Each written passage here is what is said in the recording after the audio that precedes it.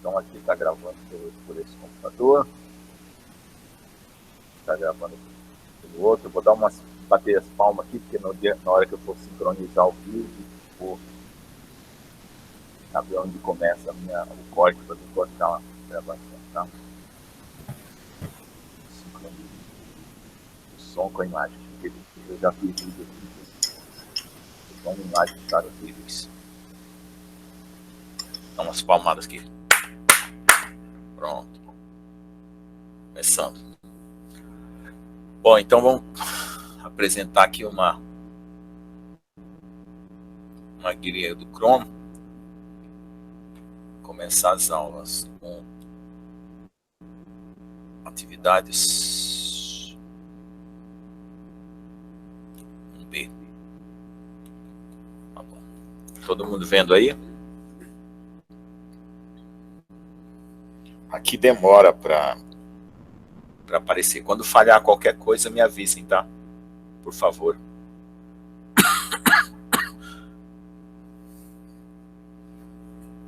Bom, então, como eu falei, a aula de hoje é leis da mecânica newtoniana.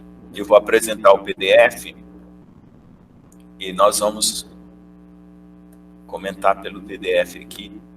Aqui nesse capítulo 1, aliás, capítulo 3, né? Nós temos, além do PDF, um vídeo de conceitos fundamentais de física para vocês verem, um vídeo de lei de inércia, centro de massa, um vídeo de aplicações da lei de Newton, aplicações simples da lei de Newton. Horrível ouvir com eco aqui, estou ouvindo eco. E questionário sobre o sistema de partículas. Então vocês vão responder esse questionário e enviar para mim na semana que vem. Então vamos lá. Deixa eu tirar um eco aqui para eu usar apenas um microfone.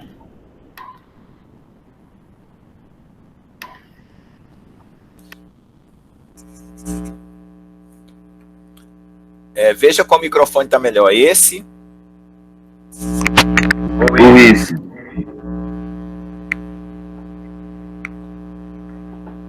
Alguém pode me responder qual microfone está melhor? Tem um que está mais baixo. Esse aqui é o que está mais baixo? Peraí, tá, agora tá os dois falando. Peraí, deixa eu tirar então. Vamos por eliminatória. Vamos lá. Esse é o melhor? Esse é o primeiro, show.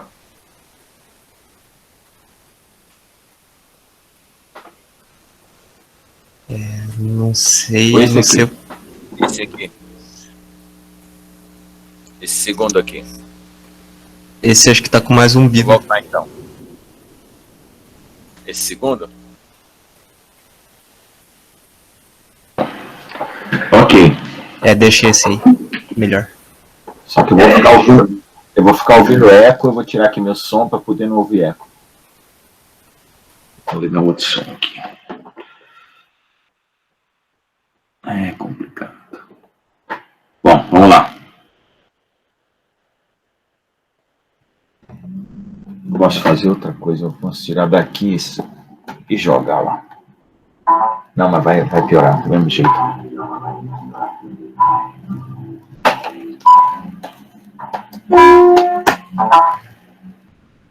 Vai piorar.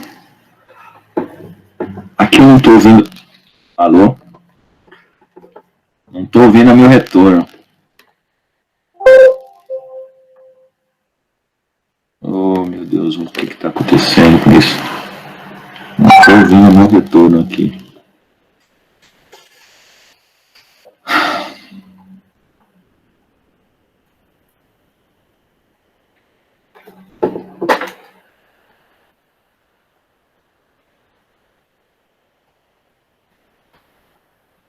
Bom, então vamos lá.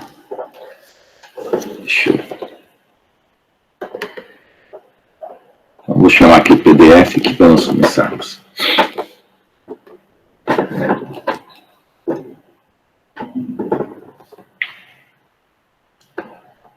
Tem jeito de aumentar esse zoom aqui.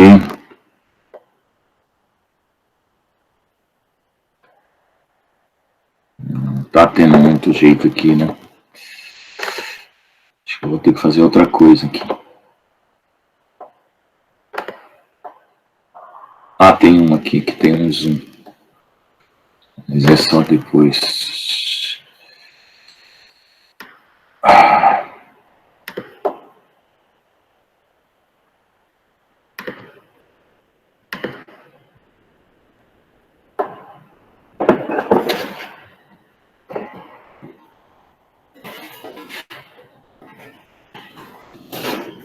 Isso.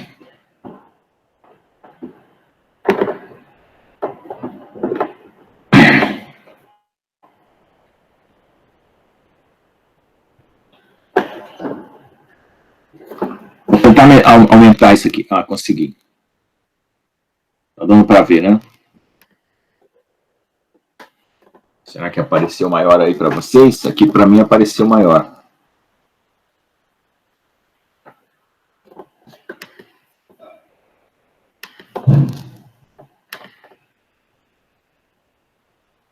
Não estou tendo retorno de som.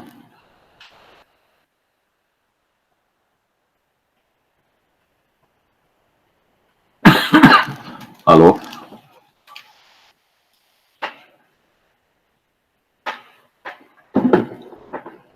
Apareceu maior aí, eu estou aumentando aqui a tela. Ficou maior sim, professor. Ah, então tá. Vamos lá. Ajuste a coisa.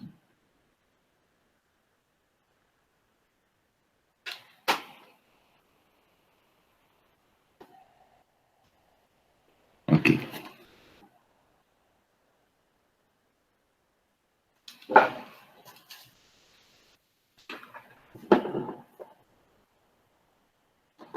Bom, pessoal, então é o seguinte, o que nós temos de objetivo nessa aula? É aprender a descrever as três leis da mecânica, distinguir quantidades que são invariantes do fenômeno. O que são quantidades invariantes?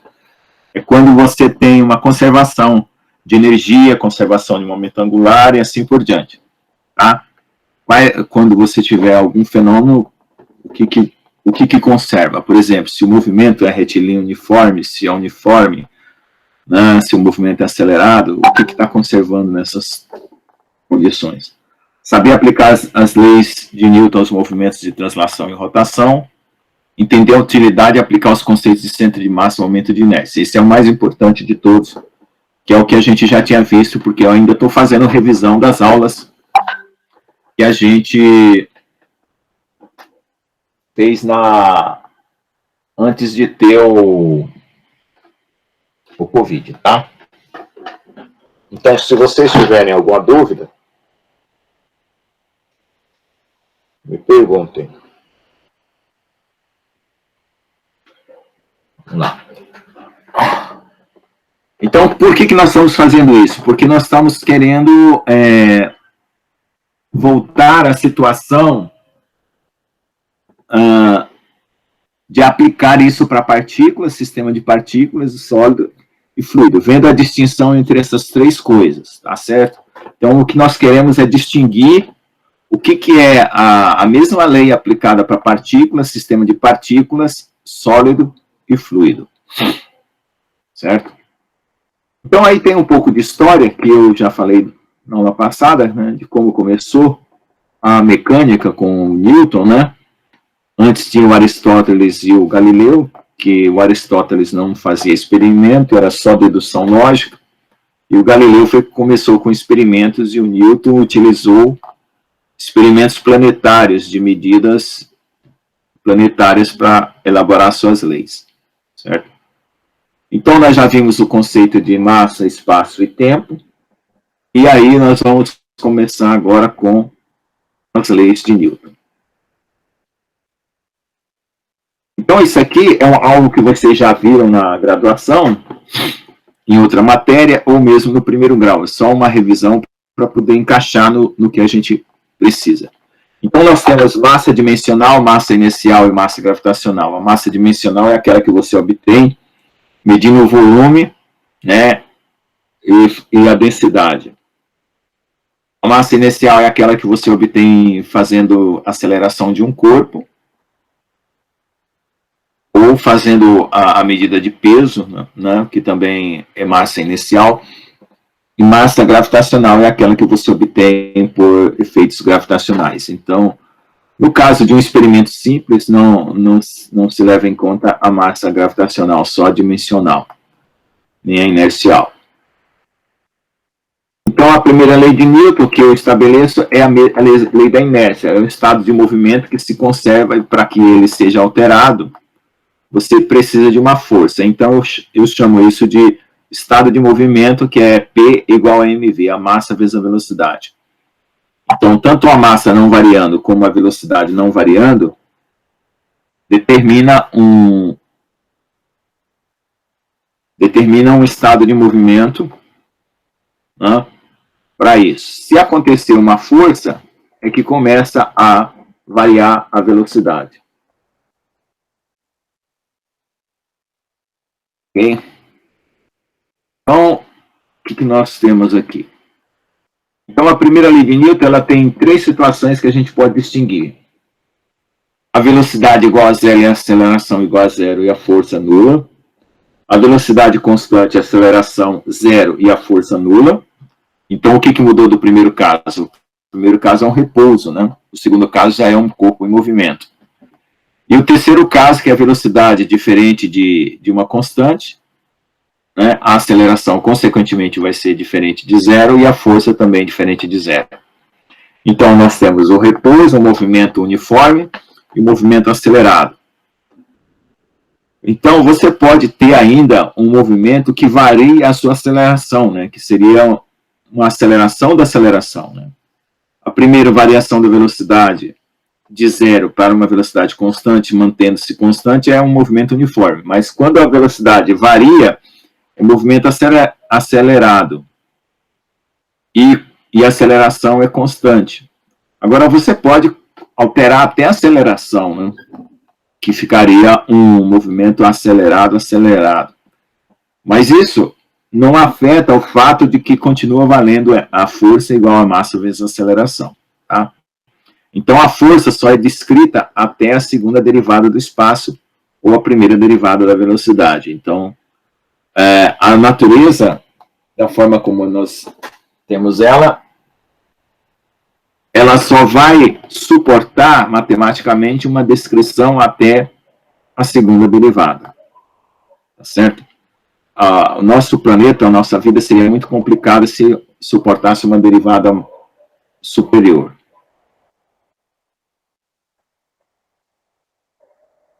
Bom, então, para efeito de medida, nós temos a medida de uma coordenada na equação 3.10, a variação da posição x no tempo, posição y no tempo, posição z no tempo, no sistema de coordenadas, como eu já mostrei aqui antes, né?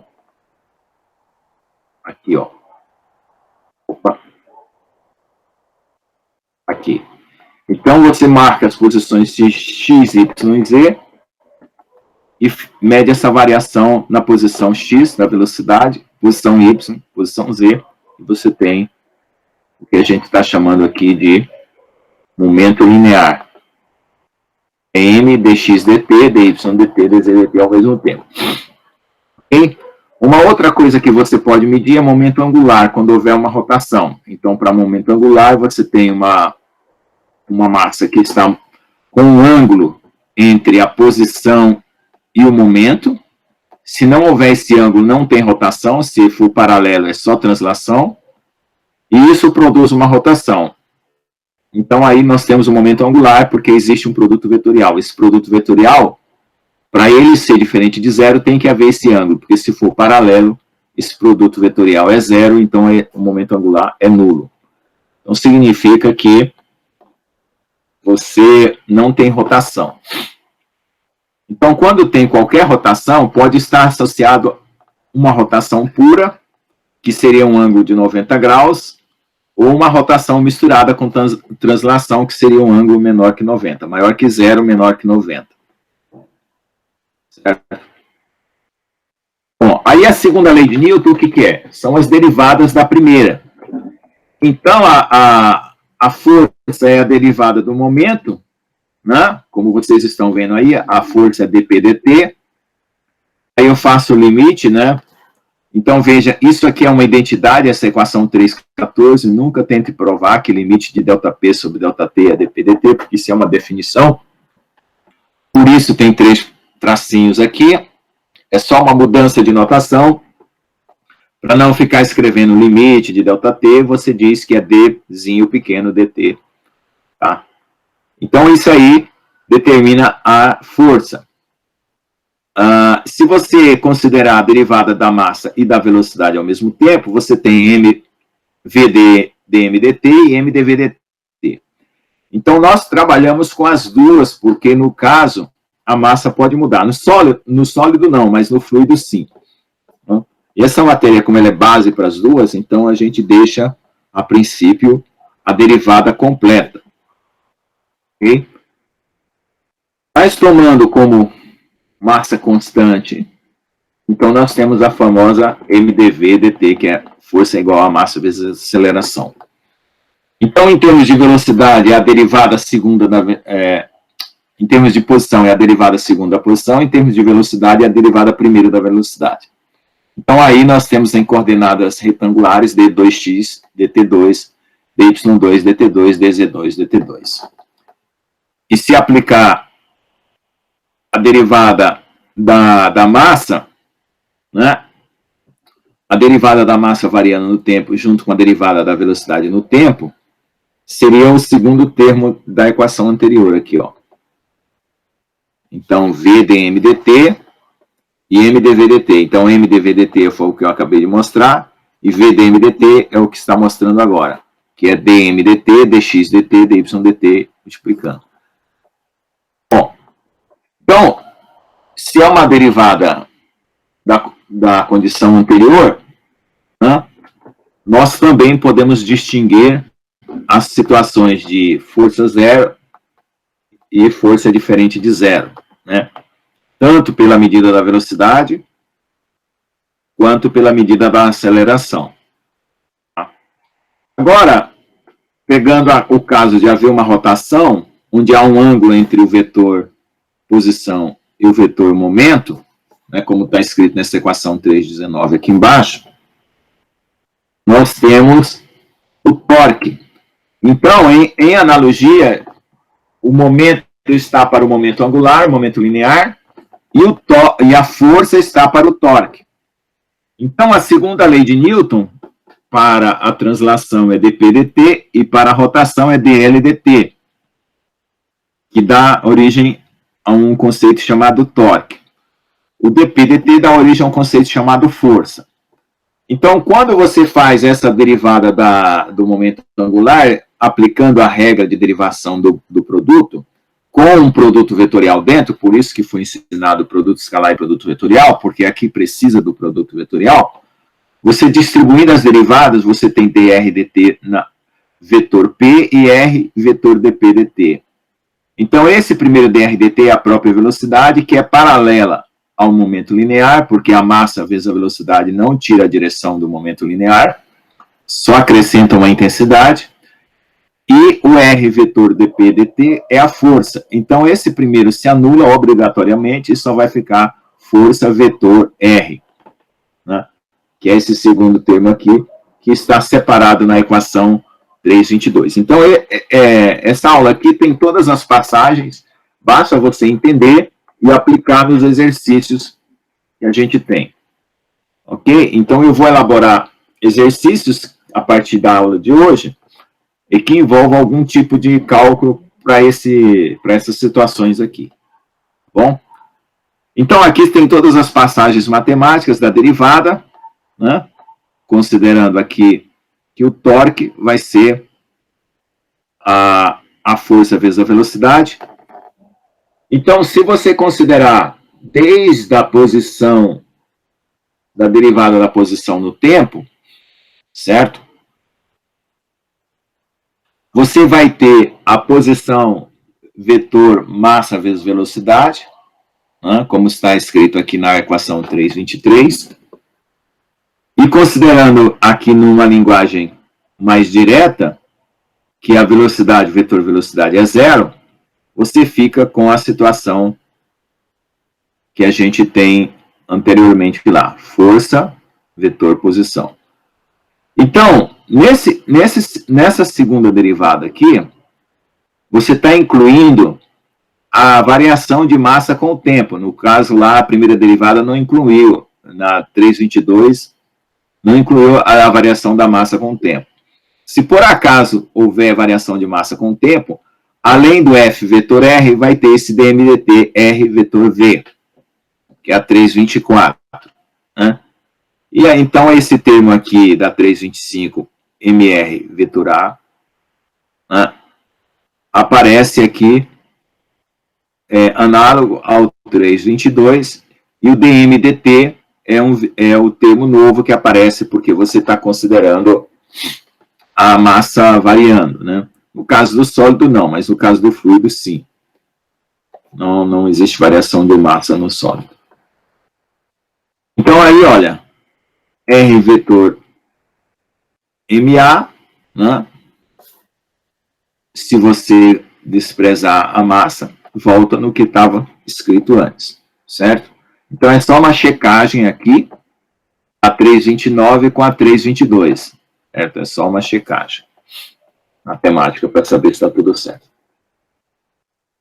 Então, agora, existe uma outra situação que dá para deduzir a partir dessa segunda lei de Newton, né? Então, nós vimos a primeira lei para translação, que é momento linear é igual a massa vezes velocidade. Primeira lei para rotação, que é momento angular é posição vetor momento linear.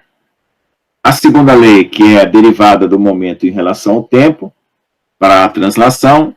E a segunda lei para a rotação é derivada do momento angular em relação ao tempo. Então, é só ter esse esqueminha na cabeça, é o suficiente para resolver os exercícios. E saber derivar, obviamente. Então, uma situação que dá para definir é o produto escalar da força pela posição, certo? Por quê?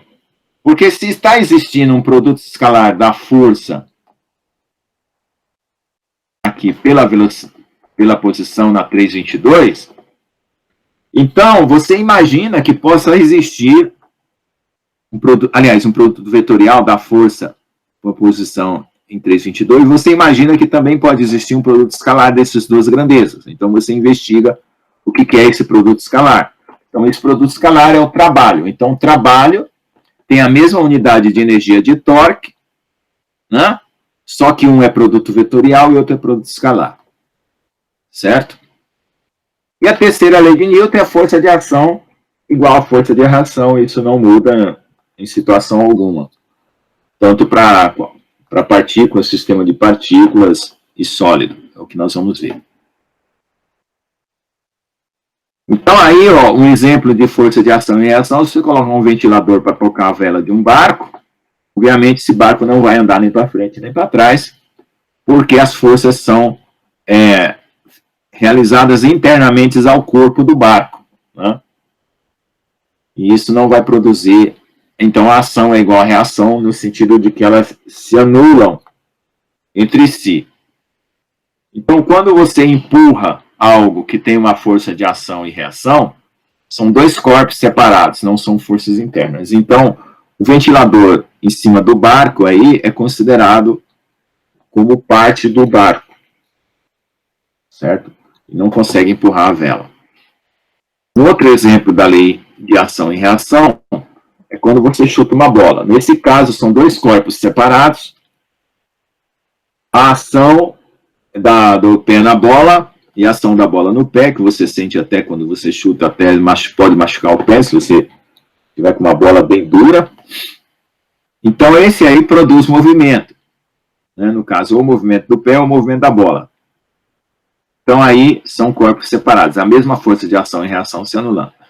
E nessa sequência aqui, nós temos a conservação do momento linear da variação da ação com a reação e você tenta utilizar isso aí para deduzir alguma coisa a mais.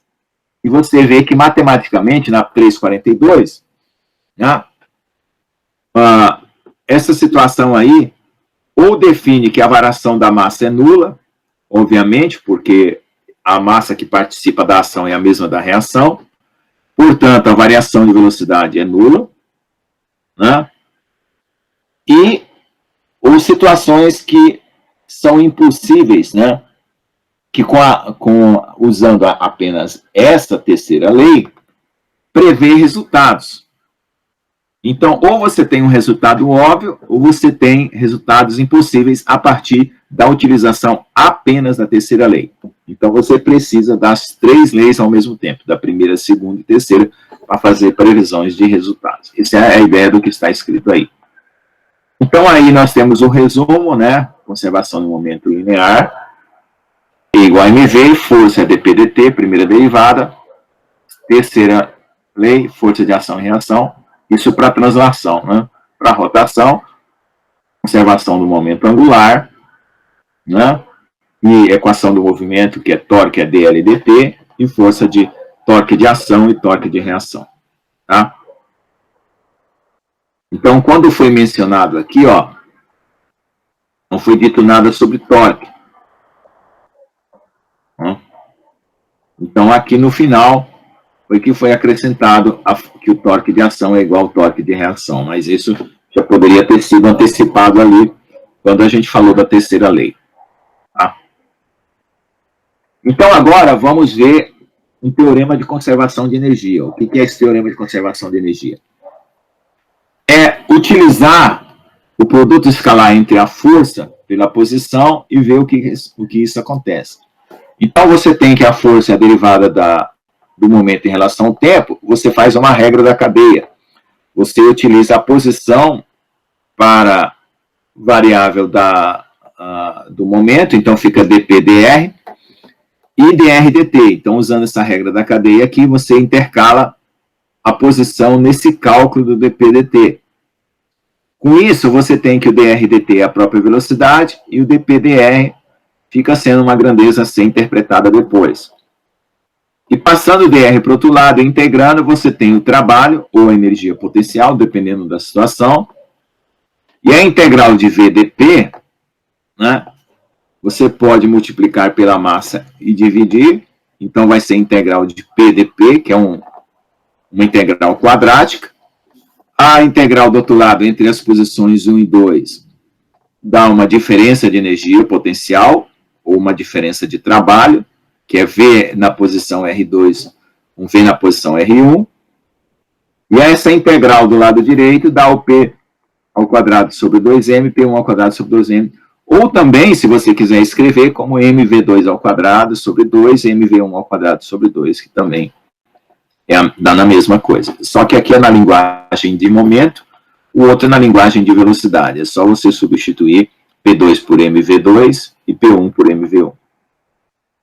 Então, se você separar quem é da situação 1 de um lado e quem é da situação 2 do outro, você vê que, independente se a situação 1 é 1 ou 2, os dois se igualam, então não há diferença entre situações 1 e 2. Na soma dessas duas grandezas, é claro que individualmente cada um está variando. Então, na soma dessas duas quantidades, não há mudança, tanto para a posição 1 quanto para a posição 2. Você poderia considerar a posição 3, 4, 5, 6, isso aqui não faria diferença alguma. Então, você define um termo chamado energia cinética, porque você já definiu energia potencial como a integral da força pela posição, então esse P1 ao quadrado sobre 2M, ou P2 ao quadrado sobre 2M, é um genérico aqui, de P ao quadrado sobre 2M, chamado energia cinética, né? E aí a energia total é a energia cinética mais potencial, que é a constante, que é porque, independente da posição 1 ou 2, vai ser sempre a mesma. Então, esse é o teorema da conservação de energia. Tá? Uma outra forma de expressar o resultado é considerar que a variação da energia cinética mais a variação da energia potencial é zero. Por quê? Porque quando você considerar a variação, você pega essa equação 3,54, que está dizendo que é uma constante, deriva, a derivada de uma constante é nula, E cada uma dessas aqui vai virar uma variação. É por isso que ele está falando dessa forma aqui. Tá? Então, são duas maneiras de ver a mesma situação. Essa situação aí, ela costuma se confundir ela com a lei da termodinâmica. Ela não é, ela é parecida com a lei da termodinâmica. Inclusive, a lei da termodinâmica inclui ela. A lei da termodinâmica é mais geral. Então, o que aconteceu aqui? Eu liguei o negócio. Pronto. Então, na lei da termodinâmica, o que nós temos? Só para a gente compreender. Né? Deixa eu ler aqui, porque faz tempo que eu escrevi isso aqui e não me lembro. Sistemas nos quais a variação da energia total é nula são chamados de sistemas conservativos. Certo? Então, esses sistemas conservativos aí, qualquer movimento de partículas com uma energia potencial constante, ou que dependa da posição, no caso, é um sistema conservativo. Então, uma pedra caindo no campo gravitacional é conservativo e assim por diante. Então, nesse sistema conservativo, né, nós temos o exemplo do campo gravitacional. Agora, essa forma de dizer que a energia potencial, uma energia cinética, é uma constante, é uma forma primitiva da primeira lei da termodinâmica. Primitiva por quê? Porque ainda não tem a definição de calor ou de energia interna. Né? Então, vamos lá. Então, as considerações feitas para um sistema mecânico de uma partícula não envolvem a ideia de calor nem de energia interna. Contudo, se associarmos a energia cinética à energia interna da partícula, obviamente, porque a única energia que uma partícula pode ter é a energia cinética, porque você não tem dimensão para a partícula. E a energia potencial, o trabalho é realizado, que é a variação dessa sua posição. Então, se você considerar isso, o calor, né, seria a energia total.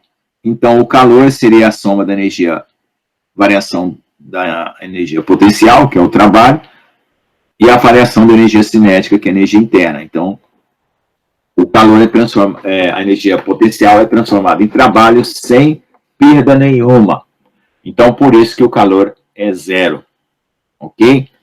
Então, quando você tem um sistema termodinâmico, você tem calor envolvido. Então, significa que você tem energia potencial, energia cinética e energia devido a algum tipo de vibração interna, né? Que é a absorção desse calor que pode vir de fora. Né? Então, esse calor vindo de fora, ele muda a energia interna e ele produz trabalho também. Então, aí, a diferença entre calor e trabalho é a variação da energia interna. Então, só para vocês verem que, nesse caso, a 357 difere da 358, porque para uma partícula, o calor é nulo, com um sistema que está aquecendo, né, o calor é diferente de zero, ou seja, não nulo. Bom, então, visto essas três coisas, vamos para a parte das quantidades invariantes. Nós tivemos aí uma falha técnica de 10 a 15 minutos, então agora são 4 horas, que significa praticamente meia hora de aula. Então, o que nós temos que fazer? Aplicar tudo que nós aprendemos para trás, né? Utilizando a condição de movimento, onde para nós o movimento vai ser deslocamento, né? Deformação de um sólido. E essa parte de movimento, sem considerar forças, é chamada de cinemática. Então, nesse caso, as equações, né, que nós vamos considerar, quando a gente resolve essa equação que a gente vai considerar agora para movimento de partículas, sistema de partículas, o resultado dela é a obtenção da velocidade. Então, você está interessado em obter a velocidade de uma partícula ou de um sistema de partículas. Se você quiser obter a posição, você integra a velocidade. Né? Então, em termos de velocidade, né, você tem a posição a velocidade do sólido, e em termos de fluido, você tem campos de velocidade, né, que são determinados por linhas de corrente, né, ou linhas de forças também. Então, vamos ver lá. Se for uma partícula, né, vai aplicando as 3 leis de Newton.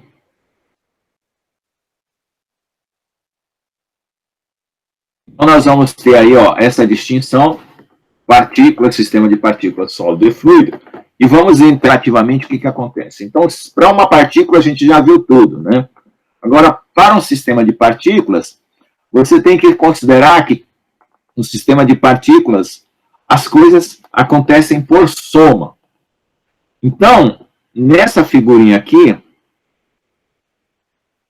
né, onde tem um monte de partículas, o que acontece para uma acontece para todas. Então, o sistema é a soma. Então, você pega tudo que você sabe em posição de velocidade em x, y, z, né? E no caso do sistema de partículas, você soma. Então, a massa total é a soma das partículas individuais. E agora nós vamos ter uma quantidade que é a posição, a massa vezes a posição. Então, a massa vezes a posição de uma partícula, o que teria para definir? Uma coisa óbvia, né?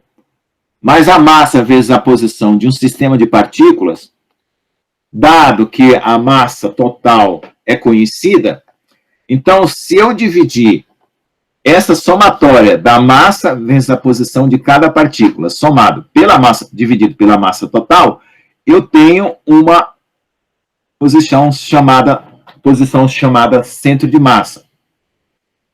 Então, essa posição chamada centro de massa é o que é interessante para nós agora.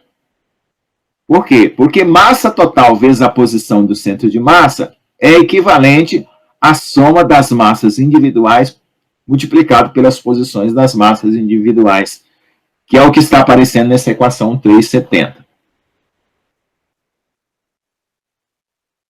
Então, aí a definição de centro de massa, passando a massa para o outro lado, na divisão, é o inverso, né, da massa total multiplicado pela somatória da posição individual de cada massa, aliás, da massa individual, vezes a posição de cada massa.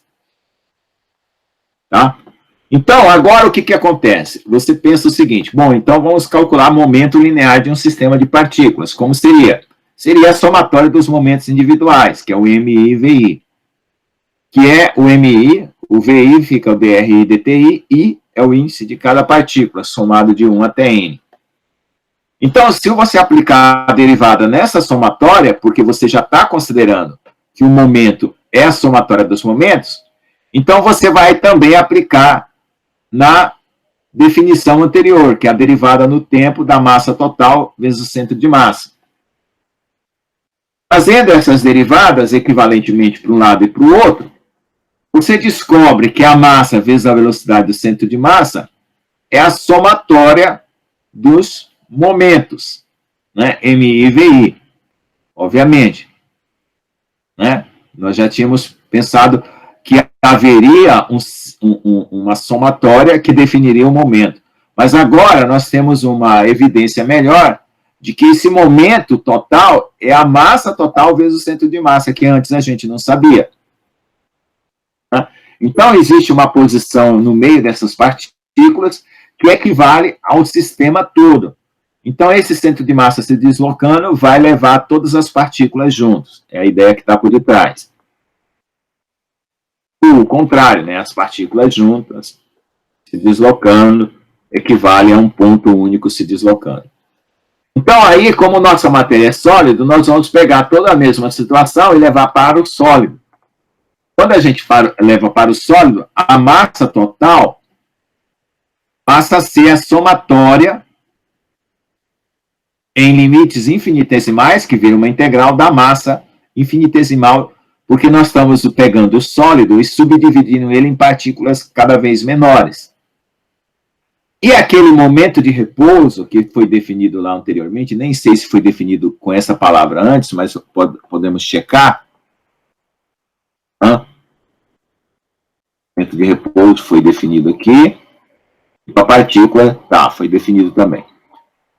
Então, esse momento de repouso aí, que fica sendo, ao invés da multiplicação da massa pela posição, somada, né, é a integral.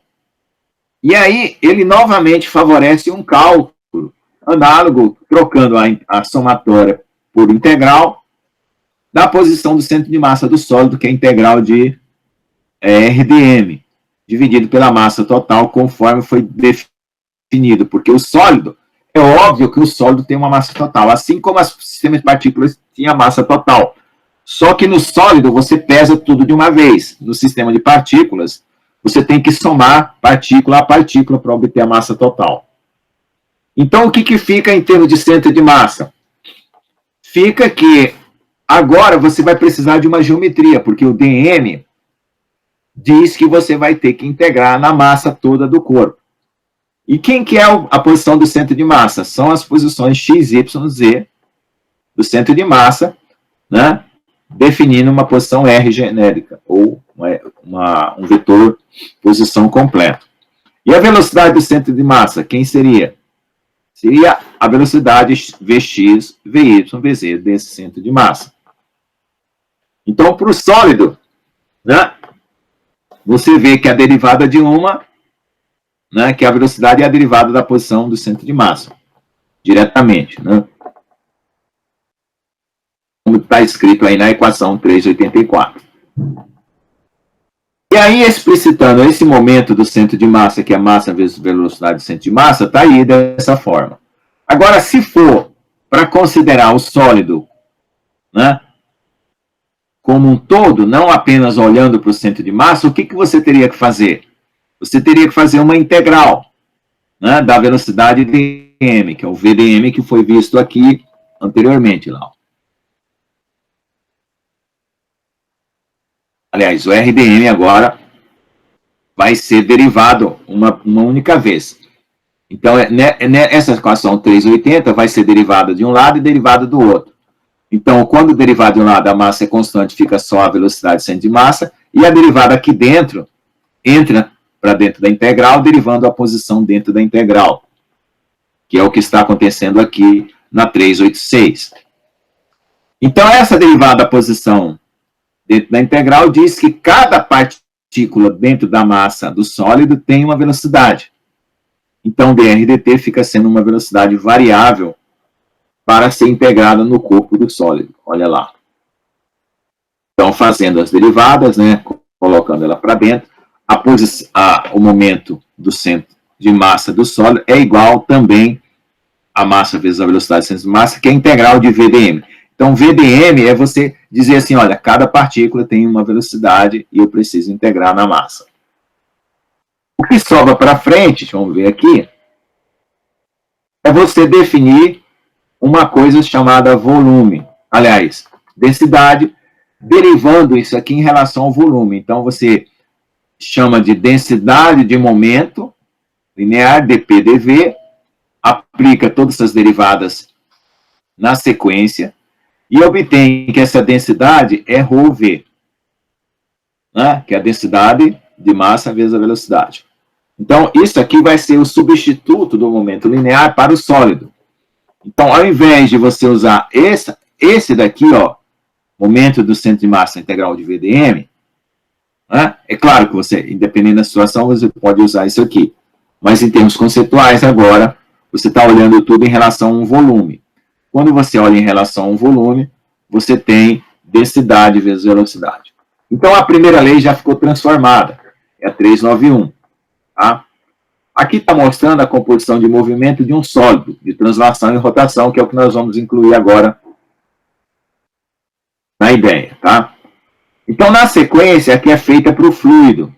Mas como vocês não têm a matéria de fluido, depois vocês leem isso aqui só para ter uma comparação. Tá? Eu vou passar reto. Então, cada partícula, no caso do sólido, está com a mesma velocidade. Então, não dá problema você fazer uma soma infinita. Mas, no caso de fluido, dá problema você fazer uma soma infinita. Por quê?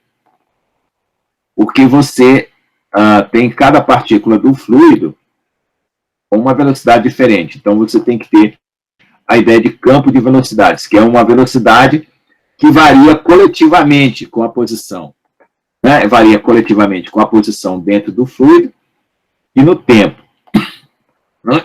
Então, é por isso que aqui está a mesma definição sendo deduzida para fluido, só que considerando a mesma situação J igual a OV, mas lembrando que é o fato de que no sólido você tem uma massa constante, no fluido não necessariamente, tem uma velocidade, a outra tem a mesma velocidade, e no fluido não. Só que quando o sólido se deformar, é possível que ele tenha partes com velocidades diferentes, né? Aí onde vai estar a diferença? Vai estar a diferença que o sólido se deforma até um ponto e o fluido se deforma continuamente, né? Que é a própria definição de sólido e fluido. Então, a primeira lei para translação, né? Só recapitulando, né? Para uma partícula é mv, você pega a velocidade a partir da posição, x, y, z, o momento de repouso é a massa vezes a posição, a velocidade é a derivada em relação ao tempo, então o momento é massa vezes velocidade. Então, fazendo tudo isso aí, uma recapitulação do foi isso aí. Se for sistema de partículas, o que é? A somatória. A mesma situação de uma partícula sendo somada. Então, o momento de repouso é a soma da massa vezes a posição, que estará relacionado com a posição do centro de massa, né? E o momento completo do sistema é a somatória dos momentos parciais, que vai resultar no momento do centro de massa, né? Como já foi mostrado ali anteriormente. Tá? E no caso do sólido, nós temos que dizer que ele é rígido, porque se ele for deformável, né, nós vamos entrar com deformação dentro do sólido. Nós não queremos fazer isso ainda, é muito mais complicado, então vamos por partes. Então, no caso do sólido, você tem um momento linear, da forma como já foi definido também, só juntando as partes aqui, né? Vai ser a posição do centro de massa, né, somando, vamos estar repetindo tudo ali, ó. Posição resultante é momento de repouso é integral de R da posição na massa, e o momento linear resultante é VDM. Certo? E aí está a primeira lei. Aí, como a gente entrou na questão de primeira e segunda lei, vamos ver logo a utilização das centro de massa de placas planas. Ou seja, se você tiver uma placa girando ou andando com uma determinada velocidade, como é que você utilizaria o centro de massa para calcular coisas importantes dessas situações? Então, a posição do centro de massa é o inverso da massa total integrada. E M, então, né, vai ser integrada. Então, a posição x é xdm, a posição y é ydm, e os dois divididos pela massa total. Se você disser que essa massa, que essa placa tem uma densidade sigma, uma densidade que é massa por área sigma, então você substitui o dm por sigma dA, e aí você tem a nova forma de escrever o centro de massa. Como sigma sobre m, sigma é uma densidade constante, sigma sobre m vai ficar o inverso da área, então, quando tudo estiver dependendo só da área, a gente chama isso de centroide. Ok? Porque fica só geométrico, não depende mais da massa. Então, centro de massa é quando depende da massa, e centroide é quando só é uma propriedade geométrica, porque você considera a densidade constante. Se o corpo for tridimensional, em vez de placa, é um volume, você acrescenta a terceira coordenada, repete as mesmas ideias, né? E aí está a distinção final da aula de hoje, que é, se for uma coordenada, a densidade é linear, você integra em dx. Se for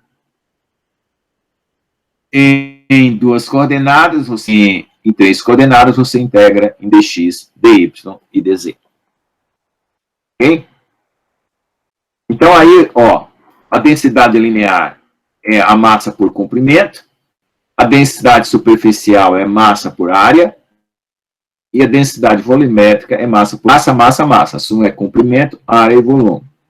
Então, o centro de massa linear é integral de lambda x dx, né, que é a densidade linear. A superficial vai ter dois componentes, que é o sigma xy, que depende da posição na placa. Pela coordenada x, veja que o x está definido o x, o y define o y.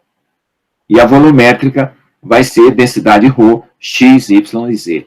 Então, x de centro de massa, y de centro de massa e z de centro de massa. Então, esse é o objetivo final da aula de hoje, que é chegar no centro de massa. Aí, se nós considerarmos ainda a segunda lei de Newton, o que vai aparecer para uma partícula? A rotação, certo? Que a gente já viu, repetindo. Só aqui, espera um pouquinho, isso.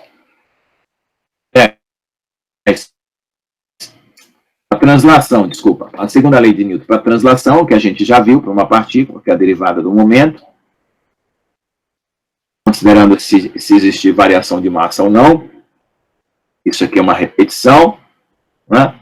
Só que veja só, se você derivar o momento de repouso desde a segunda derivada, vai aparecer 1, 2, 3 termos. Um termo de derivada segunda de massa vezes a posição, que pode gerar uma força. Um termo de variação de massa por tempo e velocidade, né, que é um segundo termo. E o termo de massa vezes a aceleração. Então, isso aqui é para mostrar o quê? Que novas formas de força aparecem quando você considera a massa variando no tempo, que no caso do sólido não é o que vai acontecer, mas é só a título de generalização. Tá?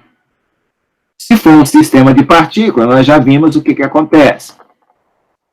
A primeira lei de Newton vai ser a derivada total do momento.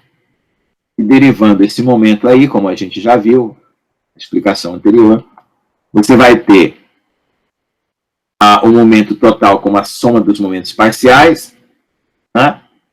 Consequentemente, aqui, ó, momento total como a soma dos momentos parciais, consequentemente, a derivada desse momento vai produzir uma força. Quando você estiver considerando essa derivada do momento de repouso, já vai aparecer o centro de massa, né? E você já vai considerar que a somatória das massas é a massa total. E aí, quando você derivar o momento, né, o que vai acontecer com a derivada? A força vai ser a somatória das forças parciais. Portanto, a derivada vai passar para dentro da somatória, né? Quando ela passar para dentro da somatória, como está acontecendo aqui, ó, você vai ter os termos que já foram definidos antes, né?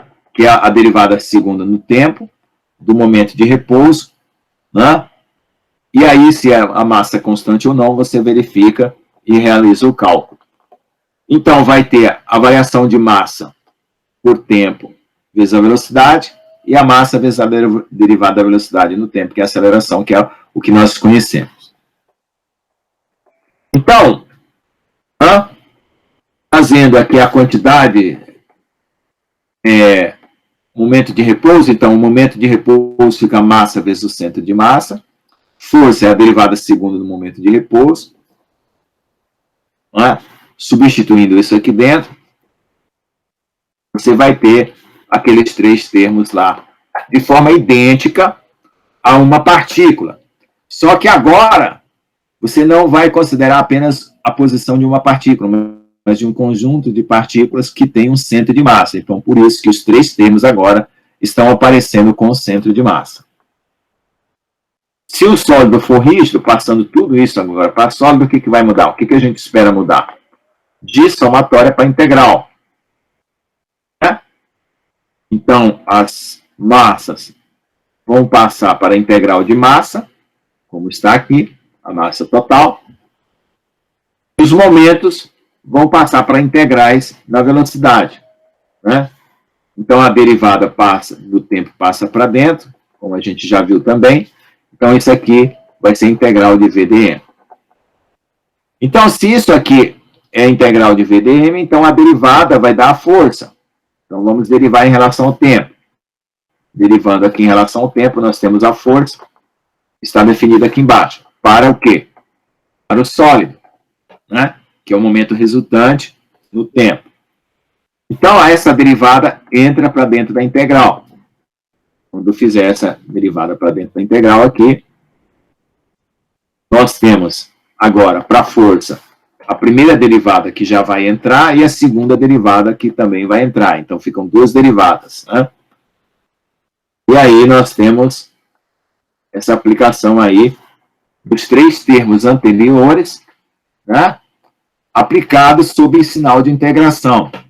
Então, a derivada segunda da massa no tempo, integrado na posição, esse termo não precisa integrar, e esse termo aqui é a derivada da segunda da posição, que é a aceleração dm. Então, se é sólido, você tem massa constante, então você é só a título de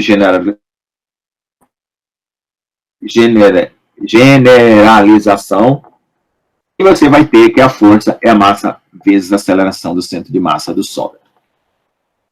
Bom, aqui, fazendo a derivada, só para comprovar mais uma vez, né, em relação aqui ao que estava sendo dito no parágrafo anterior. Né, então, esse texto aqui, ele faz, comenta e depois faz uma checagem final. Tá? Ok? Então, está bem aí passado para isso aí. Então, qual a novidade dessa primeira e dessa segunda lei? A utilização do centro de massa ou centro de gravidade, né? Que é o que também já foi definido. Só que agora, usando a definição de densidade, dm, que é a massa, aqui, ó, dp é vdm, integral no dm aqui, vai ficar densidade dm dv, é massa por volume. Então, aí tudo vai ser passado para uma integral de massa para uma integral de volume. Vai depender da geometria. Então, a força fica derivada no tempo de ρ, velocidade vezes densidade. Ou a derivada segunda da posição. Então, fazendo isso lá, você tem a primeira lei definida, aliás, a segunda lei definida para o sólido. Se for rotação, o que vai acontecer? Momento angular. É só derivar uma vez o momento angular. Você define ele também como posição e velocidade, faz o produto vetorial, certo? E já vai dar origem ao momento de inércia. Então, eu vou parar por aqui, porque daqui para frente, né, é a parte de rotação. Eu termino na próxima aula, para vocês verem a parte de rotação com o momento de inércia, que é mais tranquilo ver na próxima aula. Então, por hoje, a aula de 1 hora já está encerrada. Bom, então nós começamos aí 13h20, com um atraso aí de 10 minutos, então são 14, não, 13h20 não, 15h20, né? Nós estamos terminando aqui 16h20. Então, como é só momento angular, o que tem pela frente aqui, ó, para terminar esse capítulo, então eu termino na próxima aula com tarefas, que dá tempo eu também preparar tarefas para outra semana. Então, vai estar considerado 3 horas de aula de revisão do que já tinha sido visto, porque tudo isso aqui já tinha sido visto em sala de aula. Então, na semana que vem, eu retomo aqui da página referente à lei de rotação. Ok? Então, nós vamos ter aí uma sessão de tirar dúvidas. Deixa eu só ver bem onde foi que eu parei. Isso, segundo a lei de Newton, translação.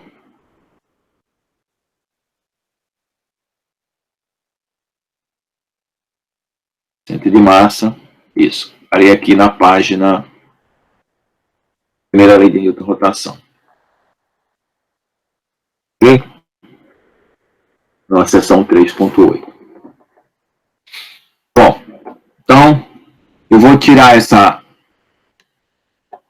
apresentação aqui para poder aparecer uma janela que a gente possa utilizar aí para qualquer tirar dúvida, tá?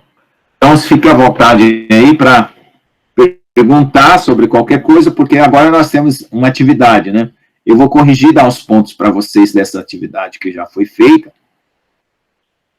certo? E vou pedir alguma coisa relacionada a essa aula de hoje para a semana que vem. Ok? Alguém quer perguntar alguma coisa? Alô? Eu acabei não sabendo direito qual microfone que estava usando. Espero que vocês tenham ouvido aí, que tenha ficado claro. Ficou claro, professor. A aula de hoje foi bem pesada. Foi, é. Mas vocês dão uma lida e perguntem, até na próxima aula pode perguntar sobre as aulas anteriores, não tem problema nenhum gastar essa 1 hora com aulas anteriores, tá? Tem muita passagem matemática, mas o que mais importa para mim aqui são duas coisas básicas, entender o conceito e saber a diferença entre sólido, sistema de partícula e partícula, e saber aplicar especificamente para sólido. Então, lembre-se que são esses 3 objetivos. Então, quando eu for fazer o questionário, eu vou estar visando essa compreensão dos 3, da diferença dos 3, certo? Da entendimento do conceito, a diferença dos 3 e a aplicação às sólidas. Só isso, tá? Porque no segundo grau e no primeiro grau, vocês já fizeram o trem viaja a uma velocidade de 50 km por hora, uma bicicleta está acompanhando o trem e assim, entendeu? Aí, para você encontrar o trem e a bicicleta em tal lugar, quanto tempo que vai demorar, entendeu? Aquela história toda. Isso aí vocês já estão acostumados a fazer, que é a parte só de cinemática, que é posição e velocidade de corpos. Aí você tem um corpo, 2 corpos, 3 corpos, repouso, ponto de encontro, ponto de colisão. Para nós não interessa mais, né? A gente está focando para materiais. Então, para nós interessa o quê? Se o corpo está em rotação ou em translação, né? Um eixo, no caso de um motor, né? Um carro, no caso de uma translação, ou mesmo uma partícula. Tá? Então, essa é a ideia. É você relacionar com o que interessa no momento. Né? As outras ideias, se você já tem sedimentado, ajuda. Mas a gente tem que ser focado para materiais. Então, no caso de materiais, é centro de massa, você tem uma coisa que você precisa saber, o centro de massa. Se tiver sujeito ao movimento, você vai utilizar esse centro de massa. E no caso de rotação, né, você vai usar momento linear, momento angular, e aí vai ter momento de inércia, que é o final da aula, semana que vem. Qualquer dúvida, pode falar, porque depois que eu encerrar aqui, como não tem debate, né, nós vamos para casa. Quer dizer, já estamos em casa, né? Vamos descansar. Por Espero enquanto, que tenha tido alguma dúvida. Eu não sei o que perguntar, porque é muita coisa. Então, sim. Então, faz assim, ó, a ideia para vocês, pega a aula, pega um caderno, umas 3 folhas de caderno, e faz um resumo,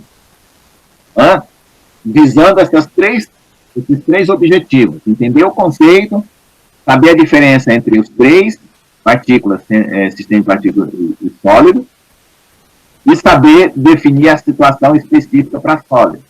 A primeira, segunda e a terceira lei. Entendeu? Coloque esses 3 objetivos como uma revisão, tente fazer um resumo, aí vai aparecer as dúvidas. Né? Porque ali tem todas as situações previstas no cálculo. Todas as derivadas estão previstas, todas as situações estão previstas.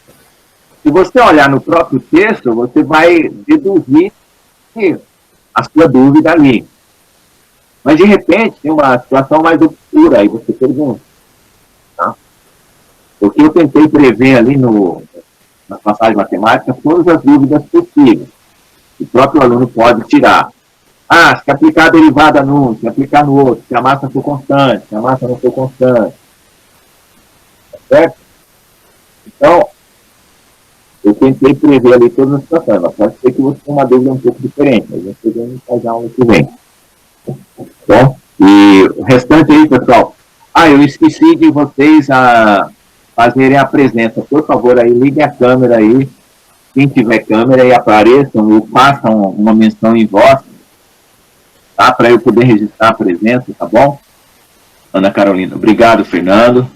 Só ligar e desligar que já está registrado, tá? Nicolas, por favor, você tem câmera? Peraí. Você está com o... No computador tem que abrir no celular. Tá, então tá bom, já está registrado. Daniel Augusto, pode mencionar a sua voz aí para a gente registrar a sua presença? Dormiu. Não tem microfone. Nem microfone? Como é que você está acompanhando? Só pela tela. Tá, só ouvindo. Tudo bem. Luan? Professor. Presente, professor. Presente. Você tem aí como aparecer? Não. Só para a gente saber se... Porque a gente tem que passar para a universidade as condições, tá, pessoal? Não reparem que não é vergonha não ter um microfone, não ter nada. Você precisa passar para a universidade suas condições de estudo, tá bom? Aí, professor? Tá, joia. Muito obrigado. Você tem câmera e microfone. Quem não tiver câmera e microfone, participa comigo aí também, Nicolas. Participa comigo para eu poder fazer uma listagem, porque depois eu tenho que fazer um relatório de assiduidade de pessoas que estão participando. Tá, Ana Carolina, você tem microfone e câmera? Tá, obrigado, pode desligar. Só para a gente checar se está todo mundo aí, tá? Eu tenho que passar um relatório de assiduidade e de tecnologia, se está todo mundo... A Cassiana, tem microfone? Tá falhando aí. Tá. Não sei se eu tô aparecendo. Tudo bem. Tá aparecendo agora. Tá bom? Viu, pessoal? Então, preparem as suas dúvidas, tá bom? Preparem as suas dúvidas, façam um resumo da aula, sente com o caderno, vocês têm o texto aí. Outra coisa, vocês falaram que não dava para passar, dá sim, ó. Você pega essa atividade aqui em PDF, você clica nela, ela vai aparecer uma impressorinha no canto direito. Você clica na impressora e já apareceu uma setinha para baixo, você baixa o PDF para você. Além do que a aula ficando gravada, vocês podem assistir de novo a aula, parar em algum ponto, tá? Eu já postei a aula, veja só. Por favor, não fiquem perdidos. A aula está postada na própria sessão que foi dada. Então, veja, o capítulo 1 já tem aula gravada lá, tá bom? Não esqueçam. E eu estou tentando gravar pelo meu computador, não usando a gravação da universidade, porque fica melhor. As telas ficam melhores. O áudio também. Porque quando cai a internet, o áudio fica horrível aqui. E aí eu vou fazer a mesma coisa agora. Até domingo eu já posto, porque eu estou com um problema com a internet aqui, é muito lenta, eu posto essa aula gravada. Na pior condição, eu posto a gravada pelo próprio Google Meet, tá? Que não é uma gravação lá muito boa, mas eu posto. Então vai ter uma aula gravada nessa sessão aí porque a aula gravada 1 é a mesma para o capítulo 1 e 2, então eu só coloquei no capítulo 1. Então o capítulo 3 vai ter uma aula gravada. Então é o seguinte, tem 2 questionários aí sobre as leis de Newton e sobre os sistemas de partícula. Então vocês vão fazer essas atividades aí paralelas, que são assistir esses vídeos, dos conceitos da lei da inércia, né? Que são as 3 coisas aqui que foram faladas, e do centro de massa e momento de inércia. Então vocês vão entender o que é cada um na prática, porque são vídeos práticos. E depois vocês respondam ao questionário. E pronto, já está feita a avaliação dessa sessão aqui. Quando for na prova, né, que eu fizer uma prova final, vocês vão relembrar item por item e vão utilizar questões, né, para relembrar, para se preparar para a prova final. Como a minha prova é com consulta, Eu só peço de vocês, tá? Vocês podem consultar qualquer material, qualquer coisa na internet. Só peço de vocês o seguinte, por favor, sejam amigos meus nessa hora, tá? Porque senão isso quebra.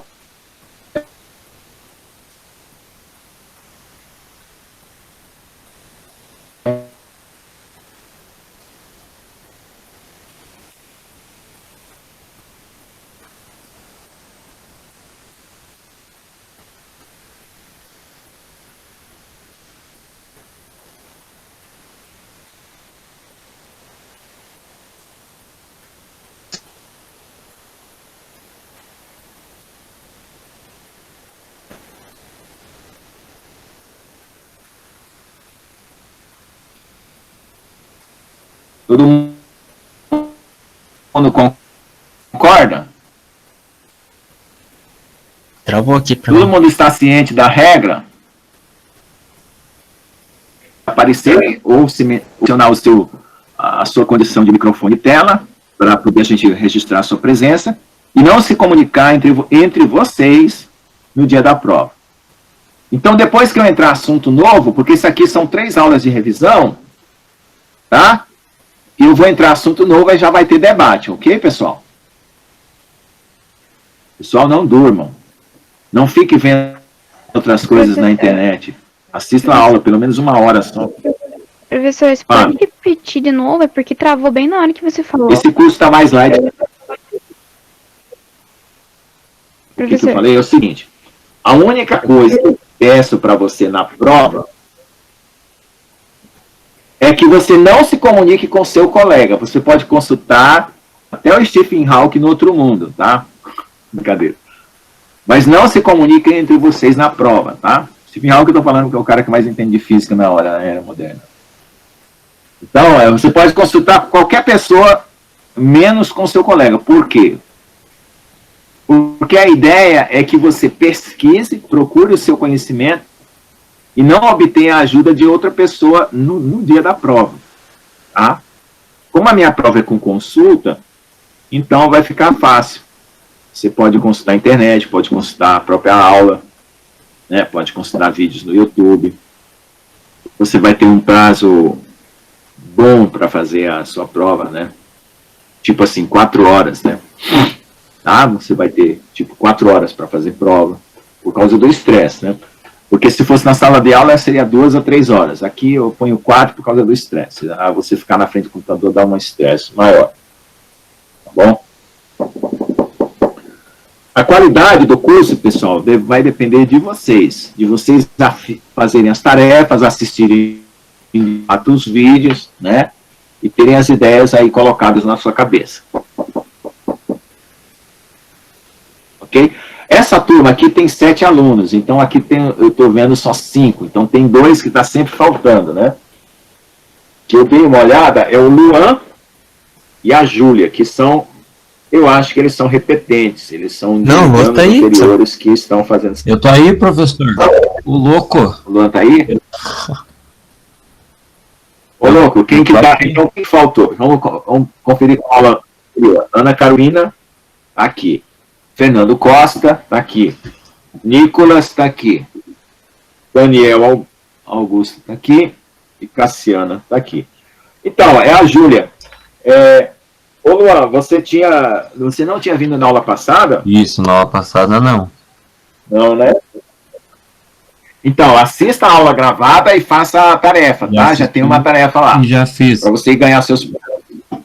Tá? Eu estou contando a presença como ponto também, tá, gente? Porque vocês na caderneta não vão ganhar falta. Tá, porque lá já colocaram como abono. Tá? Então, você pediu, você pediu aquela do Excel e mais aquele formulário, né?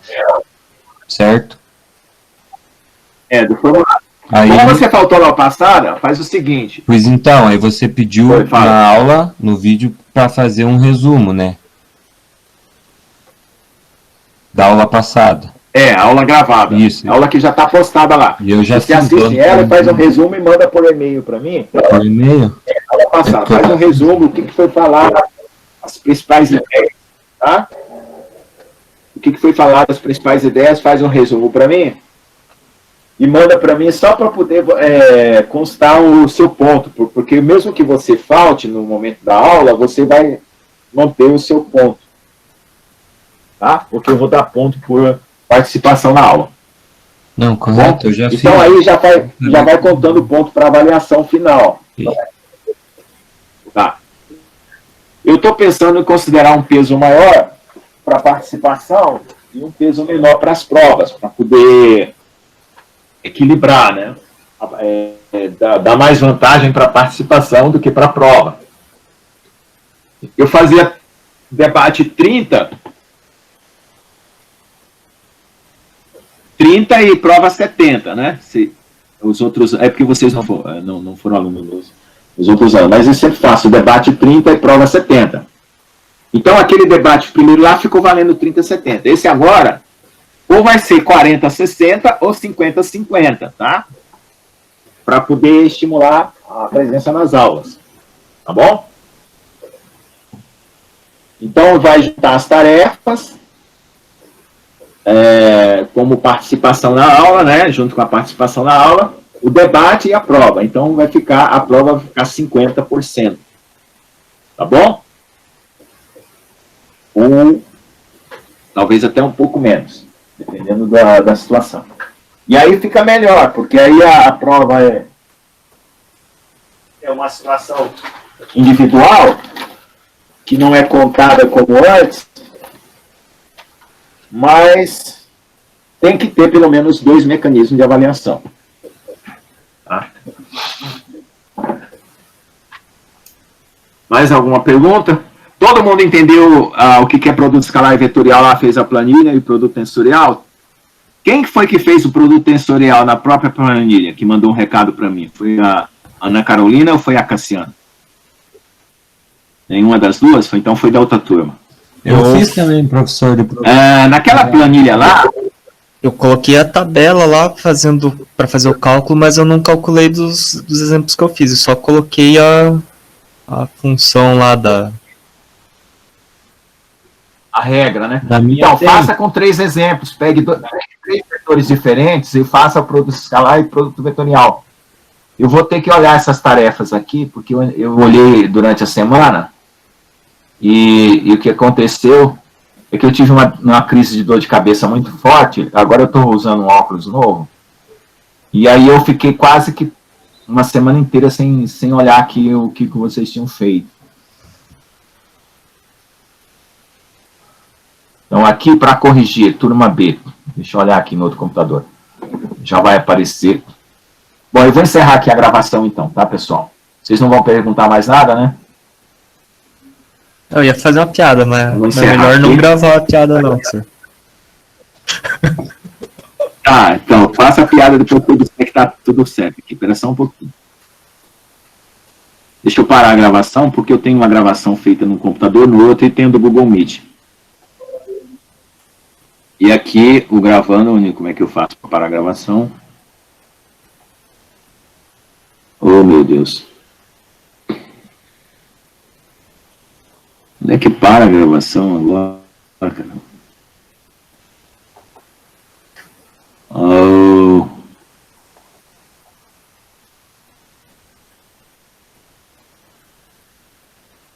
Quero parar a gravação, meu Deus. Onde é que para isso? Ouvir a reunião por telefone e tal.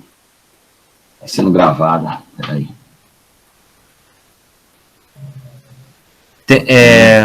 Tem 3 pontinhos ali na barra. Tá. Daí interromper a gravação.